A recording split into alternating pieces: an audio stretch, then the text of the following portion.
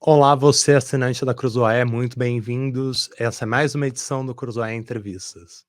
Hoje nós vamos falar de um cidadão de origem córsica, francês, de 1,68 m, que viveu sofrendo bullying durante a vida toda enquanto era jovem, para depois se tornar um dos estrategistas militares mais celebrados e cultuados de toda a história moderna. A gente está falando de Napoleão Bonaparte e a gente vai falar sobre a nova cinebiografia dirigida por Ridley Scott, que estreou essa semana nos cinemas. O filme é uma produção esplendorosa de 200 milhões de dólares de orçamento, dirigida por um dos cineastas mais celebrados de Hollywood, mas tem sofrido críticas pela sua abordagem histórica de um personagem tão complexo. Então, para falar de um personagem tão complexo quanto é Napoleão Bonaparte, a gente traz aqui hoje o professor Daniel Gomes de Carvalho, que é do Departamento de História da UNB. Professor, muito obrigado e seja bem-vindo ao Cruzoé Entrevista. Ô Gui, eu que agradeço, é um grande prazer poder conversar com você, poder falar um pouco de história, falar um pouco do que eu estudo, do que eu leciono, também para quem está assistindo, para quem está escutando a gente. Excelente. Professor, já vamos começar com uma pergunta bastante simples.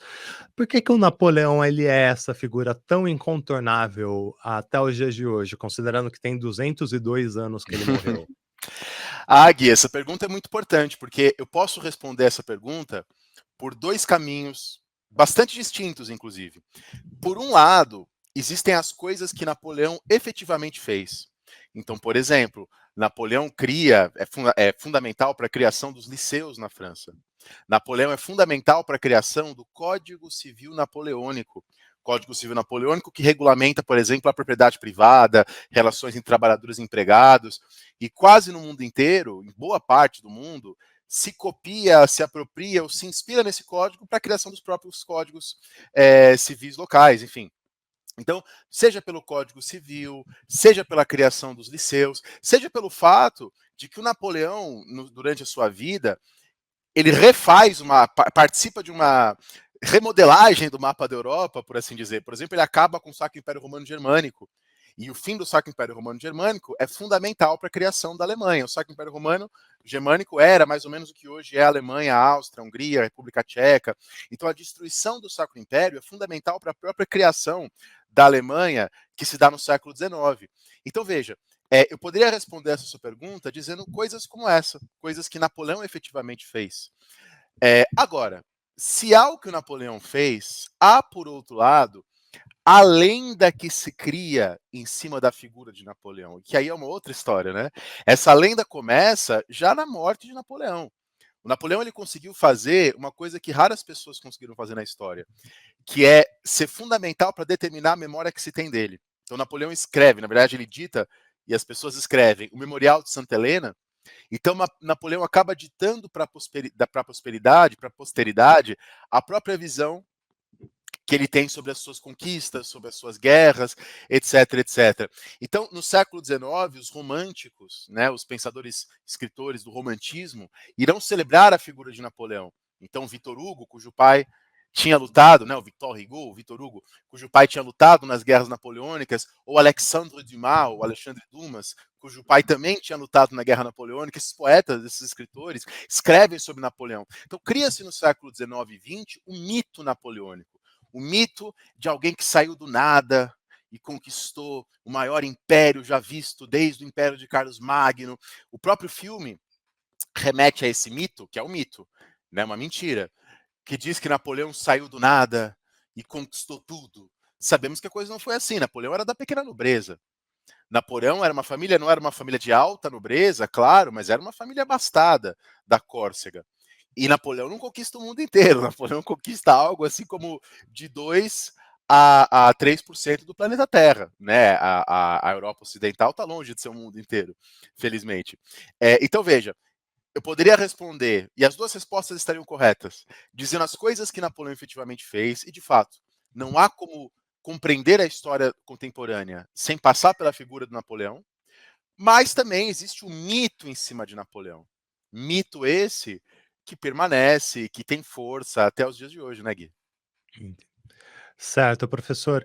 E sobre essa obra cinematográfica tão esplendorosa, né, que é um filme de US$ 200 milhões como esse, dirigido pelo Ridley Scott. Eu queria já emendar 2 perguntas em uma. Eu queria primeiro saber o que você considera, sobre os aspectos históricos que são apresentados nesse filme, e principalmente se você acha que essas críticas que apontam, essas imprecisões, elas são justificadas Uhum, ou justificáveis ou uhum. não, na sua visão. Pô, Gui, isso é uma grande pergunta, né? A gente tem debatido muito isso nesses dias. E muita gente tem falado assim: ah, vocês historiadores estão sendo chatos, porque não é um documentário, é um filme. E de fato, eu acho que é super válido a recriação histórica, uma encenação que se brinque com esse passado, né? Então, por exemplo, existem vários filmes que fazem esse tipo de montagem, né? Muita gente lembrou nesses dias dos Bastardos Inglórios, que é um filme ali que faz uma recriação com, enfim, o passado nazista, e é um filme fantástico. Eu adoro esse filme, Bastardos Inglórios. Então, Daniel, como historiador e como pessoa que gosta de cinema, não acho que os filmes necessariamente tenham que ser fiéis à história.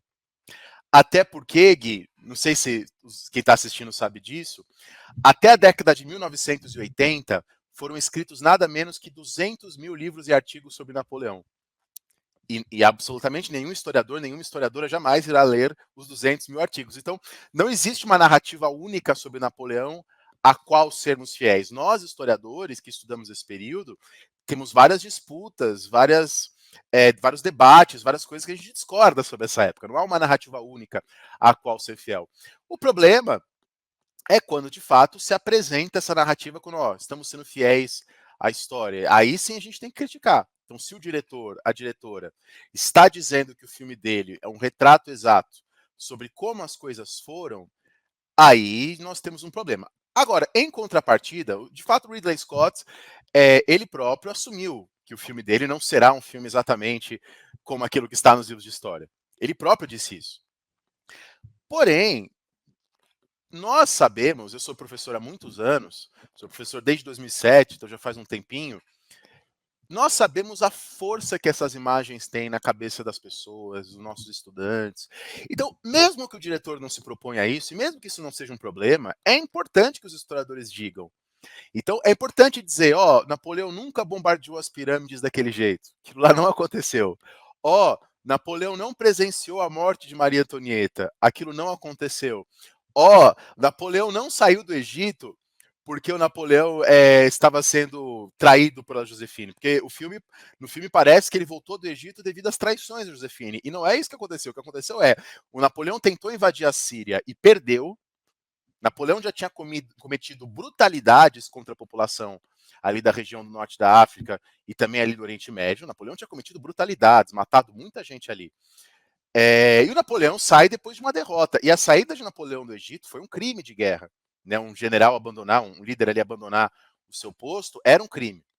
Mas naquele momento, Napoleão já estava em ascensão e ninguém na França tinha o poder de punir Napoleão naquele momento. Então, é importante que nós, historiadores, façamos essa discussão e mostremos para as pessoas que tipo de versão sobre Napoleão está sendo apresentado naquele filme. Não para condenar o filme necessariamente. Eu mesmo achei um filme divertido. Não acho que é o melhor filme sobre Napoleão. Para mim, o melhor filme sobre Napoleão é aquele da década de 1920, dirigido pelo Abel Gance. Né? Para mim, esse é o melhor filme que tem sobre Napoleão. É um filme de 5 horas, que eu gosto bastante. Mas, seja como for, eu achei um filme divertido, fui lá, não fiquei com sono, etc, etc. Mas é importante que a gente mostre para as pessoas que tipo de Napoleão está sendo apresentado. E o que eu tenho dito, né, Gui, nas resenhas, nas entrevistas que eu tenho dado, é que esse Napoleão que está sendo apresentado é comodamente um Napoleão que não faz política.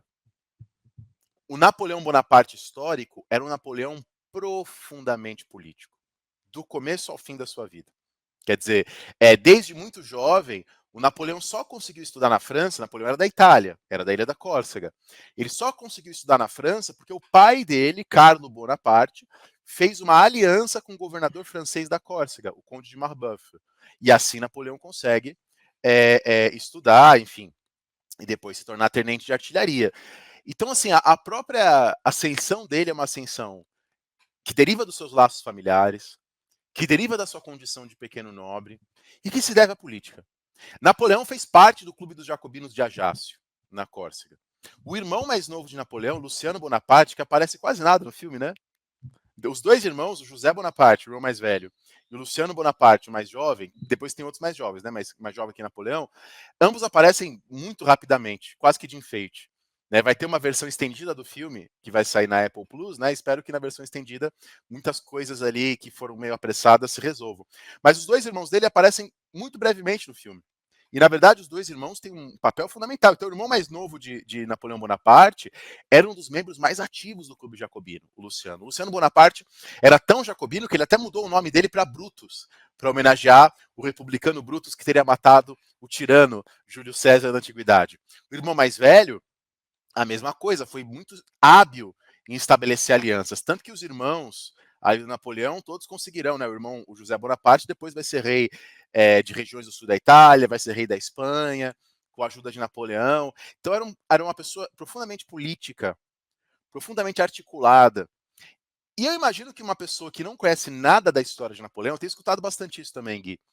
Pessoas que nada conheçam sobre a história de Napoleão Bonaparte, elas possivelmente vão ter dificuldades em compreender algumas coisas do filme.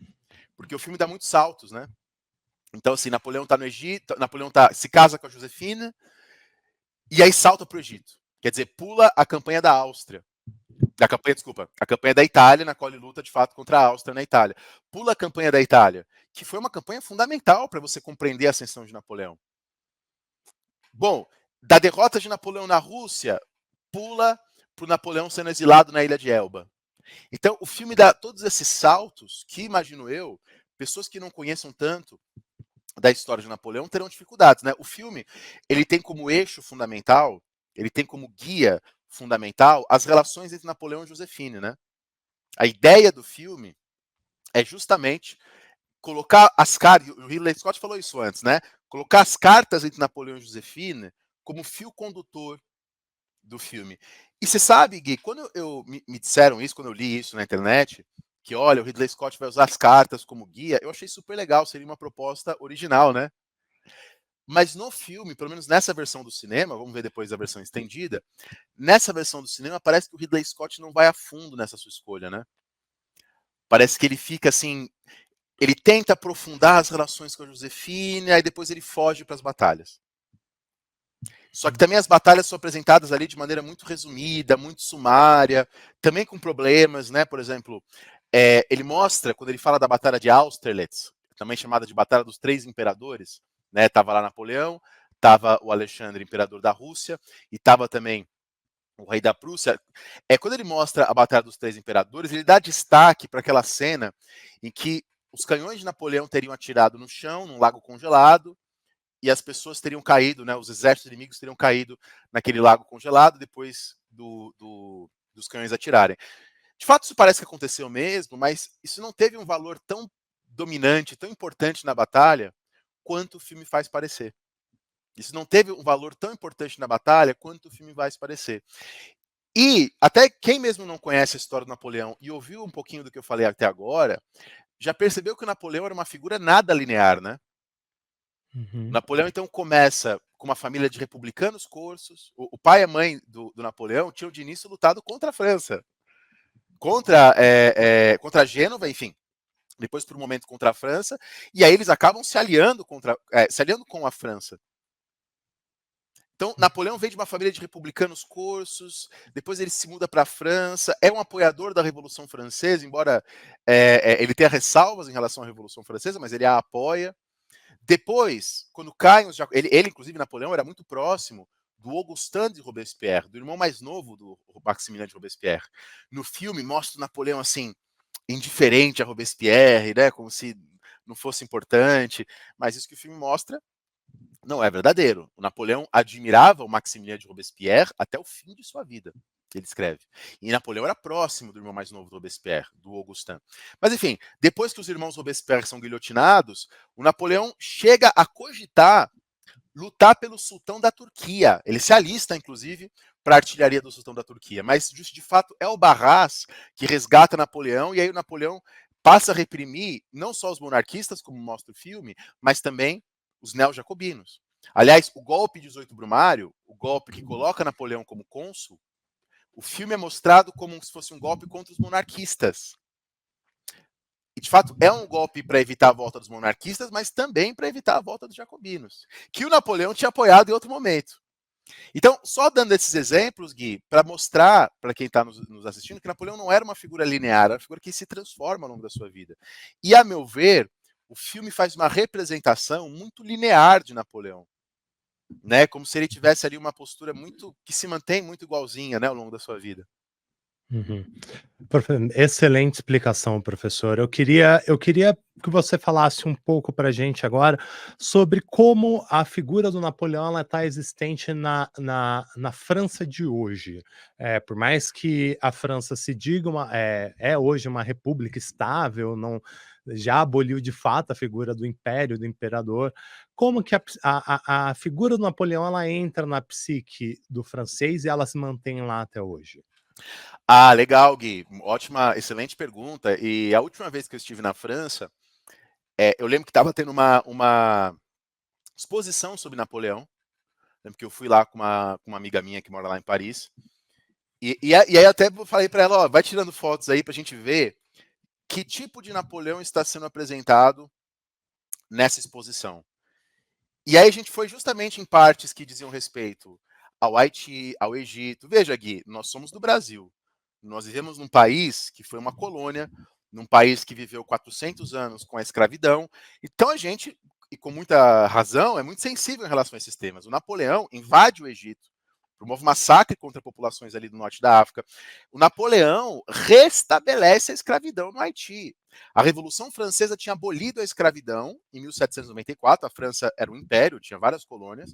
E o Napoleão restabeleceu a escravidão no Haiti. Ele não conseguiu, na verdade, sucesso nesse restabelecimento, porque o Haiti tem uma revolução e o Napoleão é derrotado. Mas o Napoleão, de fato, restabelece a escravidão na Martinica, na Guiana, em Guadalupe. Então, isso é uma coisa que nós que somos aqui da colônia, não podemos perder de vista, né, Gui? Que o Napoleão é alguém que promoveu a escravidão, que promoveu o imperialismo, e que, inclusive, ele é fundamental nessa era do imperialismo aí do século XIX, entender as coisas que Napoleão fez. E na França, eu vejo que não é que isso é escondido. Claro que grandes historiadores falam sobre isso.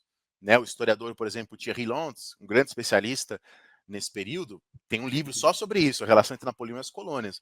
Mas nas exposições, na memória oficial, a gente vê isso com uma certa frequência sendo ocultado. Para falar de maneira mais sistemática, a gente fala que existe hoje no mundo, na Europa, não só na França, na Europa, duas lendas sobre Napoleão.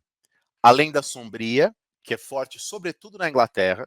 Essa lenda trata Napoleão como um ogro, diabólico, um monstro, etc. E uma lenda dourada, que eu já falei de Victor Hugo, já falei de Alexandre Dumas, o Alexandre Dumas tem uma biografia de Napoleão. Essa lenda dourada é a lenda que vê em Napoleão o grande herói, o grande líder, a cura para os males. O Balzac falava no século XIX de um Napoleão do povo, o homem que podia tudo porque queria tudo. E alguns personagens vão junto com o Napoleão, né? O Talleyrand se torna o príncipe dos diplomatas, o Talleyrand, que é apresentado como uma figura bem esquisita no filme, né? O Fouché se torna o inventor da polícia moderna. Então, o Napoleão vive ainda muito fortemente como lenda lá. E ainda há uma certa dificuldade em criticar o Napoleão. Por exemplo, uma revista de direita lá na França, nesse momento, semana passada, publicou um Napoleão anti-woke. Quer dizer, o Napoleão que seria uma figura enérgica, militar, uma grande liderança, que combateria isso que eles gostam de chamar de a cultura woke, enfim, que é uma denominação bem problemática, mas não vamos discutir isso aqui hoje. Então, se há na Europa, sobretudo no mundo anglo-saxão, uma certa lenda sombria que exagera Napoleão como se fosse um demônio, o que também é complicado, porque veja, no século XVIII, a coroa inglesa dominou a Índia, né? A Companhia das Índias da Inglaterra faz brutalidades na Índia. A coroa inglesa reprime as revoltas na Irlanda em 1798, calculamos 40 mil mortos na Irlanda. Isso é mais que o dobro dos guilhotinados no terror, você entende? São 17 mil guilhotinados no terror. E a Inglaterra tinha matado o dobro ali na Irlanda. Para não falar que a Inglaterra conquistou ali regiões vastíssimas do Canadá.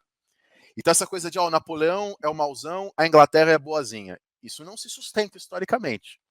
Só vê o que a Inglaterra fez na Índia, só vê o que a Inglaterra fez na Irlanda, só vê o que a Inglaterra fez na América do Norte. Então a lenda sombria é uma lenda, para usar o vocabulário de redes sociais, que passa pano para a Inglaterra. Só que a lenda dourada passa pano para Napoleão também. E essa lenda dourada é muito forte na França. Tanto que quando eu produzi uma resenha, né, sobre esse filme, que saiu lá no site Café História, e nessa resenha, quando eu fui produzir essa resenha, eu li todas as resenhas que eu consegui que tinham saído na França.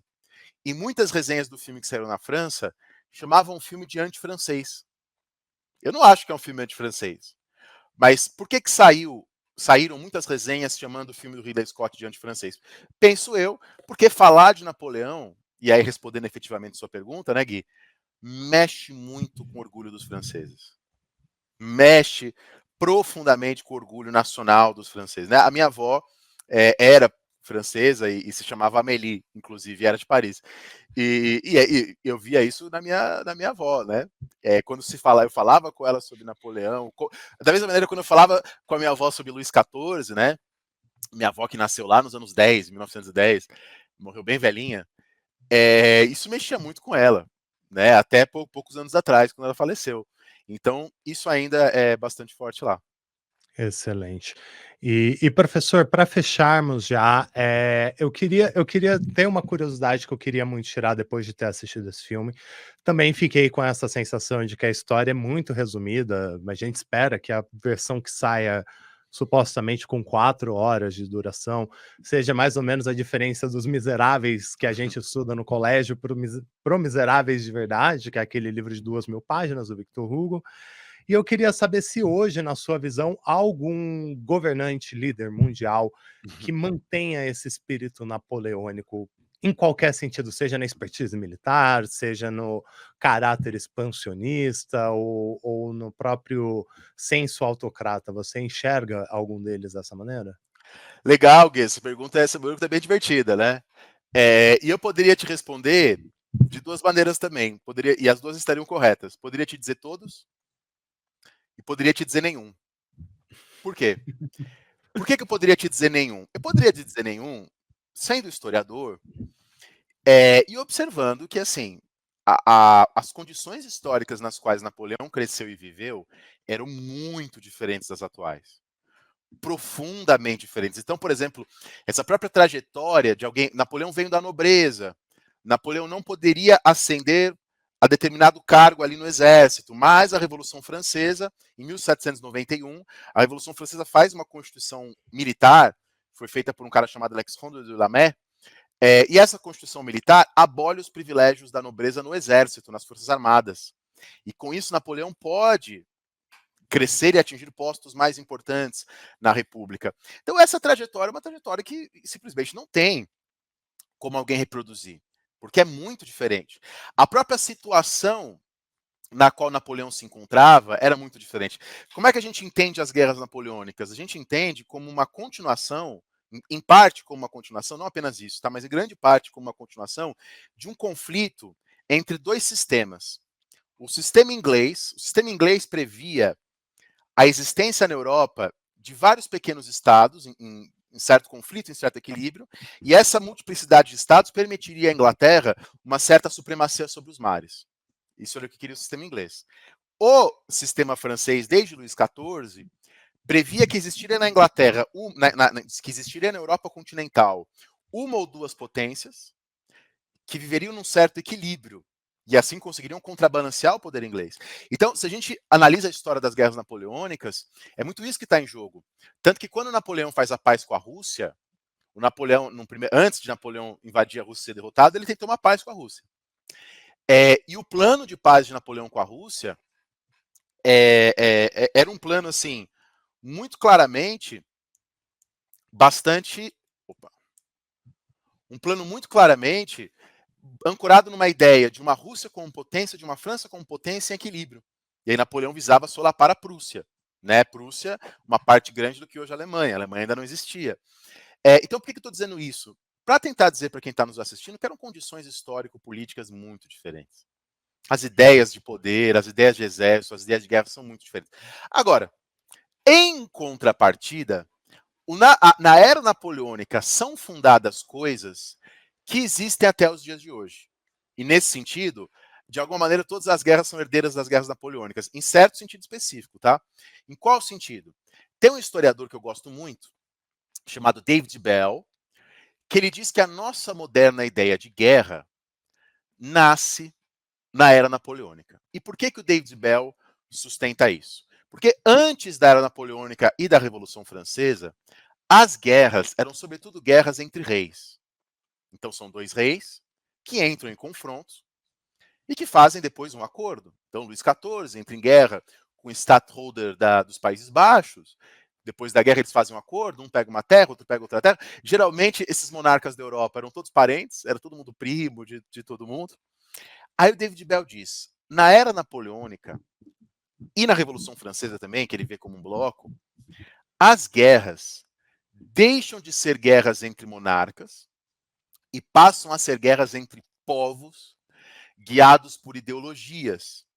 E aí que na Revolução Francesa, e o Napoleão continua isso, eles consolidam a convocação em massa. Depois, com a lei Jourdain de Brel, uma lei da Revolução Francesa, você tem um alistamento militar obrigatório. E todas as medidas da Revolução Francesa e da Era Napoleônica, a convocação em massa, o alistamento militar obrigatório, são copiados por outros países ao longo das guerras napoleônicas.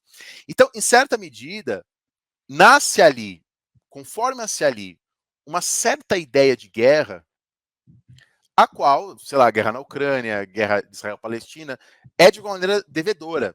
Quer dizer, a ideia de que guerras são guerras entre povos, a ideia de que você tem ideologias revolucionárias, a ideia de que é possível uma guerra para acabar com todas as guerras, isso que o David Bell diz, que ele diz que no antigo regime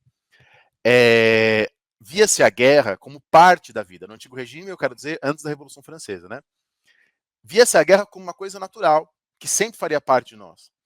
A Revolução Francesa estabelece a ideia de que é possível garantir algum momento uma paz e, consequentemente, a ideia de uma guerra, de que é possível estabelecer uma guerra para acabar com todas as guerras. Né? O David Bell diz, então, que nasce na Revolução Francesa, na era napoleônica, a própria ideia de guerra total. Uma mobilização da sociedade, de um povo, pela guerra. E não ver a guerra como uma briga entre primos, uma briga entre monarcas por um determinado território. Pense, por exemplo, e aí já encaminho para terminar essa resposta, que no antigo regime os oficiais, quer dizer, as altas patentes do exército, digamos assim, eram restritas à nobreza. A Revolução Francesa instaura a meritocracia nos exércitos. E a Constituição Militar de 1791, da Revolução Francesa, é fundamental nesse caminho. Então, em certa medida, todos somos. E poderia também dizer, para terminar, dos feitos políticos de Napoleão Bonaparte. Então, como eu disse, o Código Civil Napoleônico, ele está na origem de boa parte dos códigos civis do mundo inteiro. Não só da Europa e não só do Ocidente. Do mundo inteiro. Então, em alguma medida, todos somos herdeiros de estruturas político-administrativas derivadas da era napoleônica. Né? O Napoleão, por exemplo, cria o Banco da França, com uma moeda, o franco germinal, que se tornou estável até a Primeira Guerra Mundial, da era napoleônica, ali do comecinho do século XIX até o comecinho do século XX, por praticamente 100 anos, estabilidade monetária na França. E isso também é copiado por outros países. Então, do ponto de vista político-administrativo, do ponto de vista militar, de alguma maneira, somos todos herdeiros da era napoleônica. Excelente, sensacional do professor Daniel. Muito obrigado por essa praticamente aula sobre um personagem que no filme fala que o seu único crime foi amar demais o país, né? Acho que não. Acho que restabelecer a escravidão é bem pior do que isso, né? Excelente, professor. Este foi o Cruzoé Entrevista dessa semana. Queria agradecer demais a presença do professor Daniel Gomes de Carvalho, do Departamento de História da UNB, especialista em História Contemporânea. Professor, muito obrigado e até uma próxima oportunidade. Eu que agradeço, Gui. Espero que a entrevista tenha ajudado. Espero que vocês que estão assistindo tenham gostado também. Um grande abraço. Excelente, esse foi mais um Cruzoé Entrevistas. Nós voltamos na semana que vem. Até lá.